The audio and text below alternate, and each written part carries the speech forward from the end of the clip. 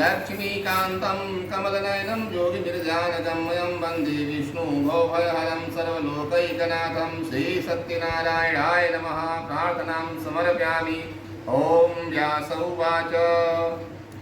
श्री वेद व्यास जी कहते हैं कि एक समय नैमिषारण्य शौनक आदि ऋषि लोग ऋषि महर्षियों के साथ पुराण शास्त्र के ज्ञाता श्री सुत जी महाराज से पूछा। सभी ऋषियों ने कहा कि हे महामुने, किस व्रत अथवा तपस्या से मनवांछित फल प्राप्त होता है उसे हम सब सुनना चाहते हैं, आप उसे बताएं। तब श्री सूत जी महाराज कहते हैं, किसी प्रकार देवर्षि नारद जी के द्वारा भी पूछे जाने पर भगवान श्री कमलापति ने उनसे जैसा कहा था उसे मैं कह रहा हूँ, आप लोग सावधान होकर के सुनेंगे। एक समय योगी नारद जी लोगों के कल्याण करने की कामना से विविध लोकों में भ्रमण करते हुए मृत्यु लोक में आए और यहाँ उन्होंने अपने कर्म फल के अनुसार नाना योनियों में उत्पन्न सभी प्राणियों को अनेक प्रकार के कलेश दुख भोगते हुए देखा तथा किस उपाय से इनके दुखों का सुनिश्चित रूप से नाश हो सकता है, ऐसा मन में विचार करके विष्णु लोक में चले गए। नारद जी बोले कि हे वाणियों, मन से परे स्वरूप वाले अनंत शक्ति संपन्न आदि मध्य और अंत से रहित निर्गुण और सकल कल्याण में गुण गुणों से संपन्न स्थावर जंगमात्मक निखिल सृष्टि प्रपंच के कारणभूत भक्तों की पीड़ा को नष्ट करने वाले परमात्मन, आपको मेरा नमस्कार है। स्तुति सुनने के अनंतर भगवान श्री विष्णु ने नारद जी से पूछा। श्री भगवान ने कहा कि महाभाग, आप किस भोजन से यहाँ पे आए हैं, आपके मन में क्या है सो कहिए, सब मैं आपको बतलाऊंगा। तब नारद जी कहते हैं कि मृत लोक में अपने पाप कर्मों के द्वारा विभिन्न योनियों में उत्पन्न सभी लोग बहुत प्रकार के कलेशों से दुखित हो रहे हैं। किस लघु उपाय से उनके कष्टों का निवारण हो सकेगा? यदि आपकी मेरे ऊपर कृपा हो तो असम में सुनना चाहता हूँ, आप उसे बताएं। तब श्री भगवान कहते हैं कि हे वत्स, संसार के ऊपर अनुग्रह करने की इच्छा से आपने बड़ी उत्तम बात पूछी है। जिस व्रत के करने से प्राणी मोह से मुक्त हो जाता है उसे मैं आपको बतलाता हूँ, आप उसे सुने। हे वत्स, स्वर्ग और मृत लोक में परम दुर्लभ एक महान पुण्यप्रद व्रत है। आपके स्नेह के कारण इस समय उसे कह रहा हूँ। अच्छे प्रकार से विधि विधान से भगवान सत्यनारायण का व्रत करके मनुष्य शीघ्र ही सुख प्राप्त करके परलोक में मोक्ष को प्राप्त कर सकता है। भगवान की ऐसी वाणी सुनकर के नारद मुनि ने कहा।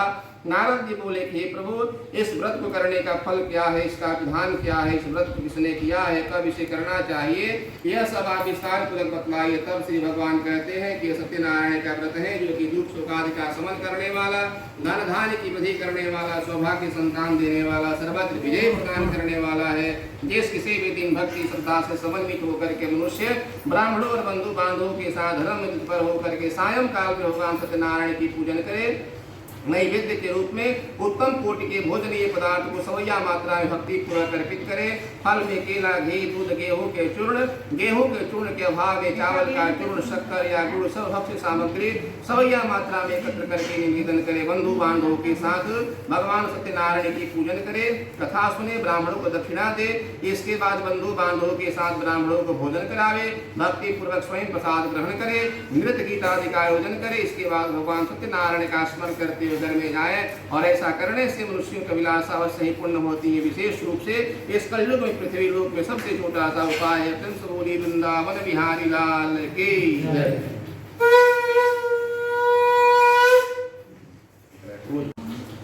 दूसरे अध्याय में श्री सूत जी महाराज कहते हैं कि हे द्विजो, अब मैं पुनः पूर्व काल में जिसने सत्यनारायण भगवान के व्रत को किया था उसे भली भांति विस्तार पूर्वक कहूँगा।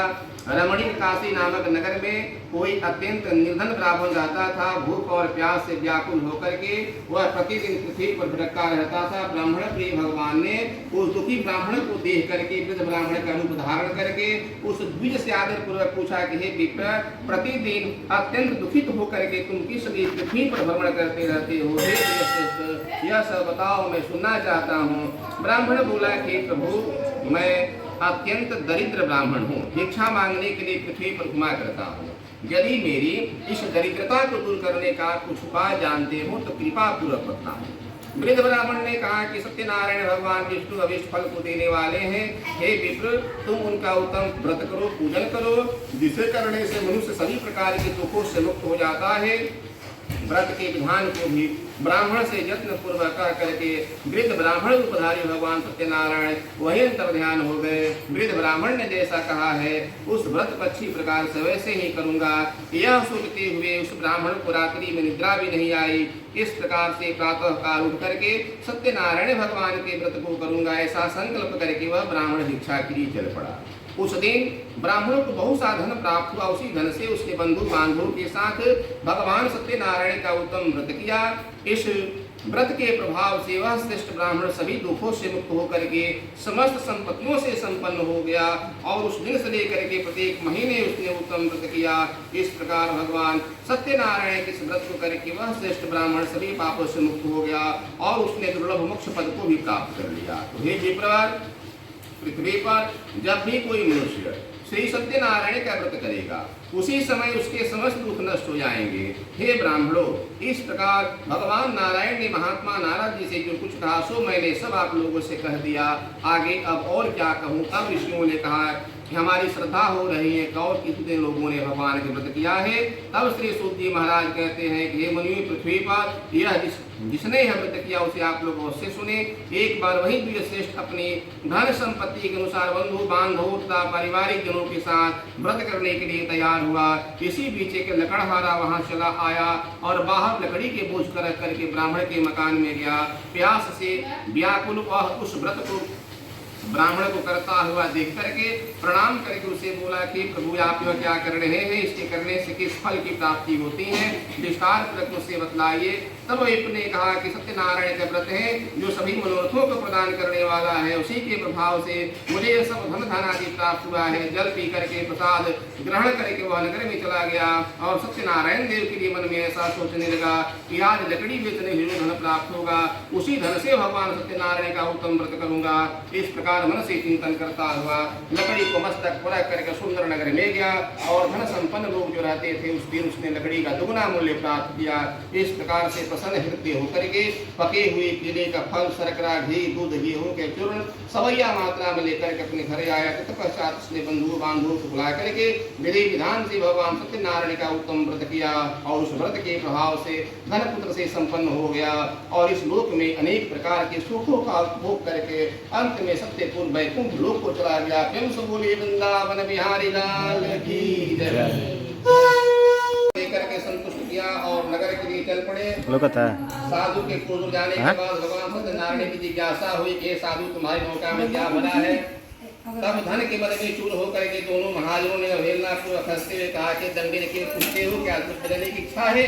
हमारी नाम लता पत्र भरे हुए ऐसे निश्चित वाणी सुनकर के भगवान ने कहा कि तुम्हारी बात सत्य हो जो तुम कहते हो और वहां से चले गए। दंडी महाराज के चले जाने के बाद लड़ाई हुई। जल में ऊपर कर उठी हुई नौका को देखकर के साधु अत्यंत जल में पड़ गया। नाव में लते पत्र आदि के लेकर मुट्ठी पर पृथ्वी पर गिर पड़ा। स्टेट होने पर बड़ी चिंतित हो गया। तब उसके दामाद ने कहा कि आप शोक क्यों करते हैं, वे सब कुछ वही सब करते हैं, इसमें कोई किसी का दोष नहीं है, सब भगवान ने किया है, इसमें कोई संशय नहीं है। अतः उन्हीं के शरण में चलना चाहिए तभी हमारी मन की इच्छा पूर्ण होगी। दामाद की बात को सुन करके साधु वैश्य उनके पास गया। वहां दंडी को दे करके उन्हें नमस्कार करके भक्ति पूर्वक उन्हें प्रणाम किया। आदर पूर्वक कहने लगा कि आपके सम्मुख मैंने जो कुछ भी असत्य भाषण की अपराध किया है आप मेरे उस अपराध को क्षमा करें। ऐसा कर करके बारंबार प्रणाम करके वो महान शोक से आकुल हो गया। नन्ही उसे रोता हुआ देखकर कहा कि मूर्ख रो मत, मेरी बात को सुनो। मेरी भगवान के ऐसी वाणी सुनकर करने लगे। साधु ने कहा कि प्रभु यह आश्चर्य की बात है, या की माया से मोहित होने के कारण ब्रह्म या देवता या के गुण और रूपों के यथाभूत नहीं जान पाते। फिर भी मूर्ख व्यक्ति आपकी माया से मोहित होने के कारण कैसे जान सकता हूँ। आप प्रसन्न हो जाए, मैं अपनी धन शक्ति के अनुसार भगवान सत्यदेव की पूजन करूंगा। मैं आपकी शरण में आया हूँ, मेरा जो कुछ भी पुराना धन था उसकी रक्षा करे। उस वैश्य की भक्ति वाणी सुनकर के भगवान जनार्दन संतुष्ट हुए। भगवान हरि उसे अहिष्ट बल प्रदान करके अंतर ध्यान हो गए। उसके बाद वो साधु की नौका में चढ़ा उसे धनदान से परिपूर्ण देखा। भगवान सत्यदेव की कृपा से हमारा मनोरथ सफल हो गया। ऐसा कह करके सज्जनों के साथ उसने भगवान की पूजा की। भगवान श्री सत्यदेव की कृपा से आनंद से परिपूर्ण हो गया और नाव को प्रयत्न पूर्वक संभाल करके अपने देश के लिए प्रस्थान किया। साधु ने अपने दामाद से कहा, वह देखो मेरी रत्न कोई नगरी दिखलाई दे रही है। इसके बाद उसने अपने धन के रखकर दूत में आगमन का समाचार देने के लिए नगर में भेजा।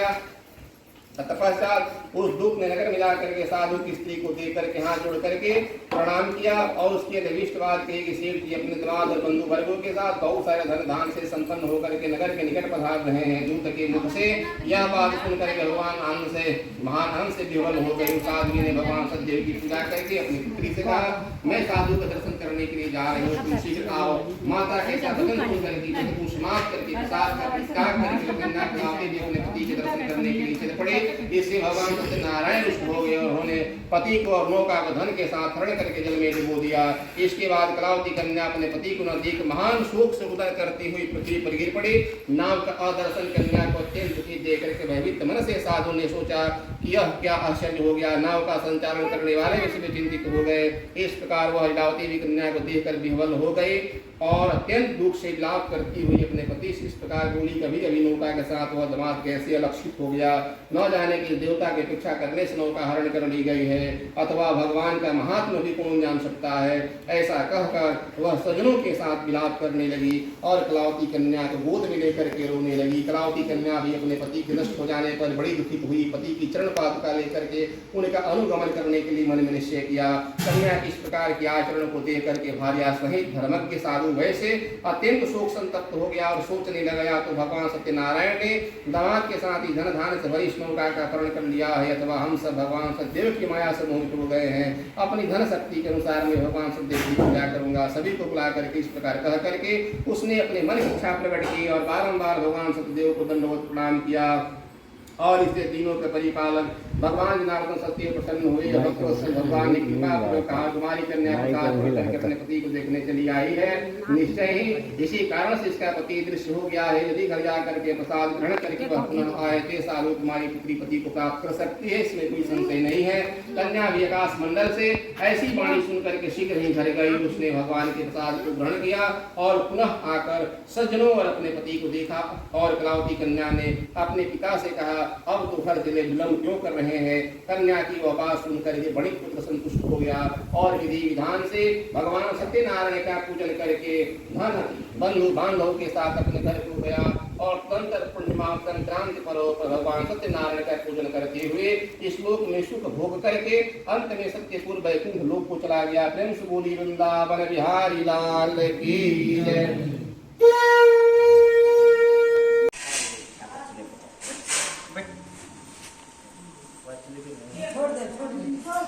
अथ चतुर्थोऽध्यायः।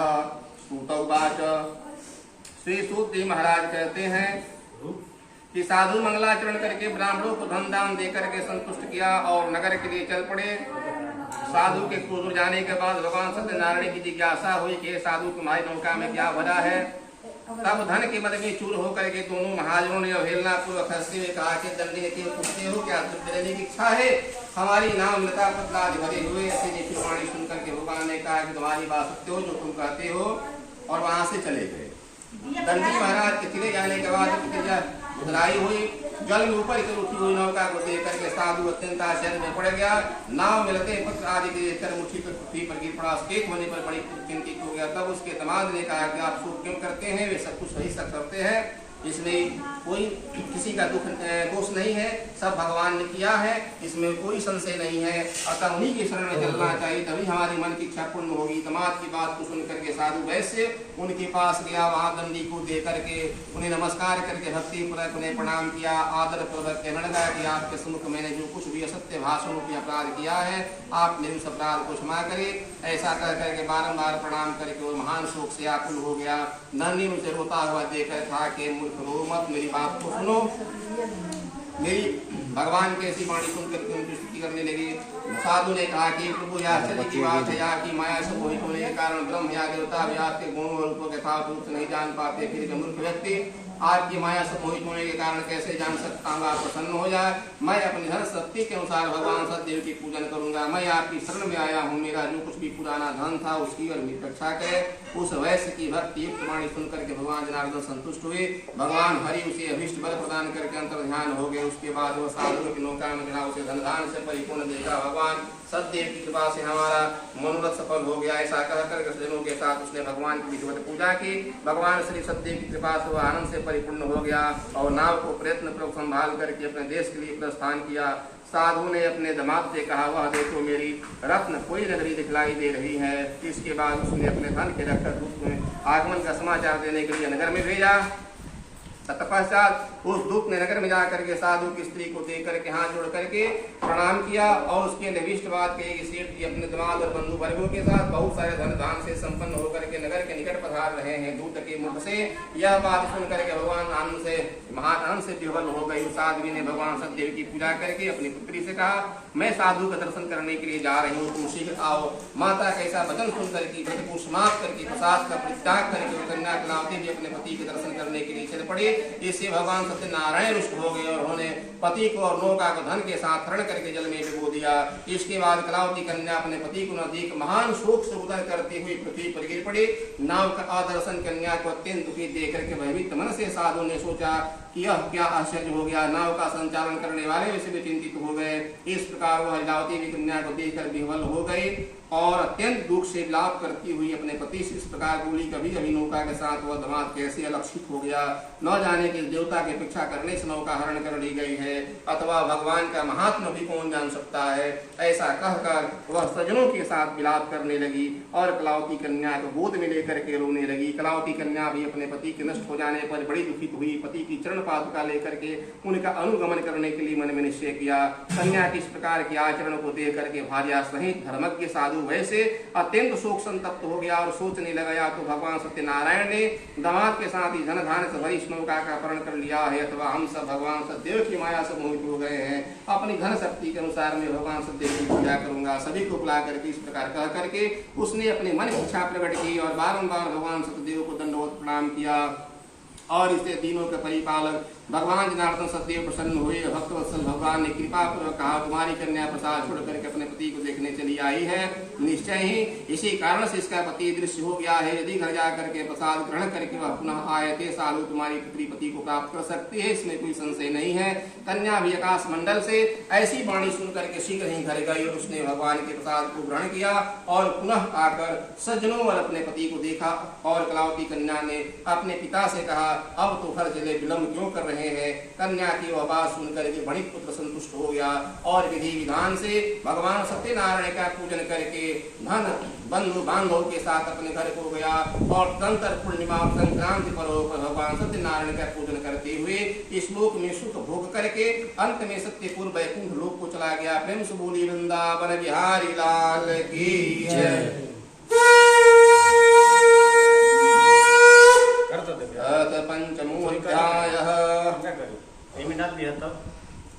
सूत जी महाराज कहते हैं कि हे श्रेष्ठ मुनियों, अब इसके बाद में दूसरी कथा कहूंगा, आप लोग सुनेंगे। अपनी प्रजा का पालन करने में तत्पर तुंगध्वज नाम के राजा था। उसने सत्यदेव के प्रसाद का परित्याग करके दुख प्राप्त किया था। एक बार वन में जाकर के वन में पशुओं को मार करके बट वृक्ष के नीचे आया। वहां उसने देखा कि गोपगण बंधु बांधवों के साथ संतुष्ट होकर के भक्ति पूर्वक भगवान सत्यदेव की पूजा कर रहे हैं। राजा है देख कर भी अहंकार बस न तो वहां गया न उसने भगवान सत्यनारायण को प्रणाम ही किया। इसके बाद पूजन के अनंतर सभी गोपगण भगवान का प्रसाद राजा के समीप रख करके वहां से लौट आए। इच्छानुसार सभी ने भगवान सत्यनारायण का प्रसाद ग्रहण किया। इधर राजा का प्रसाद का परित्याग करने से बहुत दुख प्राप्त हुआ। उसका संपूर्ण धन धान्य सभी 100 पुत्र नष्ट हो गए। राजा ने निश्चय किया कि बस सही भगवान सत्यनारायण हमारा नाश कर दिया है, इसलिए मुझे वहीं जाना चाहिए जहाँ भगवान सत्यदेव का पूजन हो रहा था। ऐसा मन में निश्चय करके राजा गोपगणों के समीप गया। उसने गोपगणों के साथ भक्ति श्रद्धा सहित होकर भगवान सत्यदेव की पूजा की। भगवान सत्यदेव की कृपा से वह अपना धन पुत्रों से संपन्न हुआ और इस लोक में अनेक प्रकार के सुखों का भोग करके अंत में सत्यपुर वैकुंठ लोक को चला गया। श्री सूत जी महाराज कहते हैं कि जो व्यक्ति इस परम दुर्लभ भगवान सत्यनारायण की व्रत को करता है, पूर्णमयी फल प्रदायिनी भगवान की कथा को भक्ति युक्त होकर सुनता है, उसे भगवान सत्यदेव की कृपा से धन धान्य आदि की प्राप्ति होती है। दरिद्र धनवान हो जाता है, बंधन में पड़ा हुआ बंधन से मुक्त हो जाता है, डरा हुआ व्यक्ति भय से मुक्त हो जाता है। सत्य बात है, इसमें कोई संशय नहीं है। सभी अभिष्ट फलों का भोग प्राप्त करके अंत में सत्यपुर वैकुंठ को जाता है। हे ब्राह्मणों, इस प्रकार मैंने आप लोगों से भगवान सत्यनारायण के इस व्रत को कहा जिसे करके मनुष्य सभी प्रकार के दुखों से मुक्त हो जाता है। कलयुग में तो भगवान सतदेव की पूजा विशेष फल प्रदान करने वाली है। भगवान विष्णु को ही कुछ लोग काल, कोई सत्य, कोई ईश, कोई सतदेव और अनेक नामों से उनके नाम लेते हैं। अनेक रूप धारण करके भगवान सबके मनोकामना पूर्ण करते हैं। कलयुग में सनातन भगवान विष्णु ही सत्यव्रत रूप धारण करके सभी के मनोकामना पूर्ण करने वाले होंगे। हे श्रेष्ठ मुनियों, जो व्यक्ति नित्य भगवान सत्यनारायण की पूजन कथा को करता है, इस कथा को पढ़ता है, सुनता है, दूसरों को सुनाता है, सब प्रकार के पापों से नष्ट हो जाता है। हे मुनीश्वरों, पूर्व काल में जिन लोगों ने भगवान सत्यनारायण का व्रत किया था, उनके अगले जन्मों का वृतांत मैं सुनाता हूँ, आप लोग सुनेंगे। महान प्रज्ञा संपन्न सतानंद नाम के ब्राह्मण दूसरे जन्म में सुदामा नाम के ब्राह्मण हुए और उस जन्म में भगवान श्री कृष्ण का ध्यान करके मोक्ष पद प्राप्त किया। लकड़हारा विलुपुहों का राजा हुआ। अगले जन्म में उसने भगवान श्री राम की सेवा करके मोक्ष पद प्राप्त किया। महाराज कुल का मुख दूसरे जन्म में राजा दशरथ हुए और जिन्होंने श्री रंगनाथ की पूजा करके अंत में वैकुंठ को प्राप्त किया। इसी प्रकार धार्मिक और सत्यव्रती साधु मूर्धज नाम का राजा हुआ। उसने आरे से चीर करके अपने पुत्र की याद दी, भगवान विष्णु को अर्पित करके मोक्ष पद प्राप्त किया। महाराज तुंगध्वज जन्मांतर में स्वयंभू मनु हुए और भगवत संबंधी संपूर्ण कार्यों का अनुष्ठान करके वैकुंठ को प्राप्त हुए। और जो गोपगण थे सब जन्मांतर में ब्रजमंडल में निवास करने वाले गोपगण हुए और सभी राक्षसों का संहार करके भगवान का शाश्वत धाम गोलोक धाम प्राप्त कर लिया। ब्रह्मसोली वृंदावन बिहारी लाल की जय, श्री सतदेव भगवान की जय।